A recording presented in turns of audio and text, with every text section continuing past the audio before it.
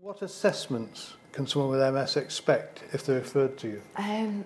Quite a detailed, what we call a subjective assessment initially. So having a chat about how you were diagnosed, how long you've had your symptoms for, what symptoms have come and gone, what symptoms do you have now, and looking at how you spend your time during the day. Are you working? Are you driving? Do you have children to look after? All your social history really, so that we can establish what you need to be able to do in a day, what you want to be able to do, and what is limited at that moment in time.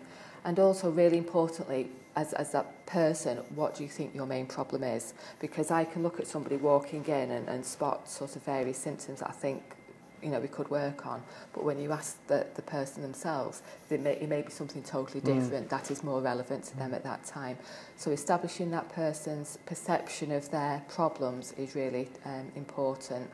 And that allows you then to focus on your objective assessment. So that's the physical hands-on assessment, which again can be very detailed.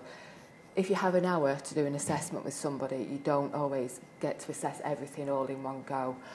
So you'd probably choose one or two things to look at and do that in depth, and then bring the person back over a period of time to continue the assessment. But it would be, sensation, power, balance, coordination, multitasking, cognition. You've got to look at the whole thing all together to establish why that person is struggling with a particular task. So quite detailed. Yes, yeah.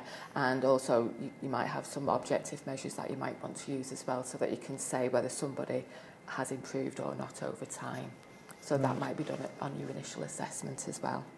And then presumably the next step is a series of treatments, visits. And that actually forms part of the assessment as well. So what you can't tell when you first see somebody and assess them, you then need to send them away to do something, whether it's a home exercise program or doing an activity differently or trying something out they may have not tried before, and then they'll come back to you and you'll reassess to see whether there's been any changes. And that's called trying to establish carryover. So has somebody been able to maintain those changes or make improvements?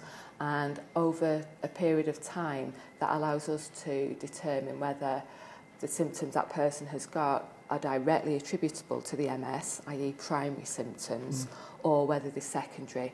And we often find that the majority of patients' symptoms are often secondary. So they've come about because of perhaps a reduction in activity, a loss of confidence, a loss of balance, fatigue, altered social circumstances, lots of different reasons that have stopped that person doing what they normally do. Once we've tried to modify them or change them, and you peel, it's again another cliche, you're peeling away the layers of this onion to try and get to what's going on underneath. Because if you have a primary deficit, so you've got a lot of sensation in your fingers, that may or may not come back. Keeping active, keeping your hands moving may help with it, but it may not change it because the damage has been done by the MS already. And that goes for all your different symptoms. You have to try to think, what can we change, what can't we change, so that you can focus your energies on the stuff that you've got control over.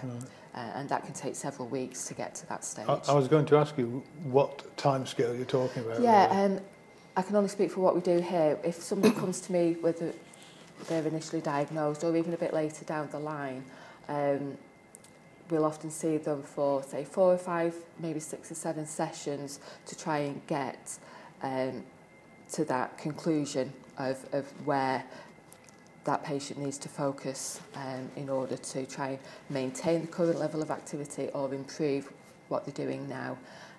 As I say, you can't do that in a one-off session because you don't know how changeable somebody's going to be. And there's often lots of other factors you have to take into account, like fatigue, pain, all the other demands on that person's time, because you want that person to be staying in work, looking after the children, going out and about, and we have to tailor our exercise and our treatments around that, so it's not all or nothing.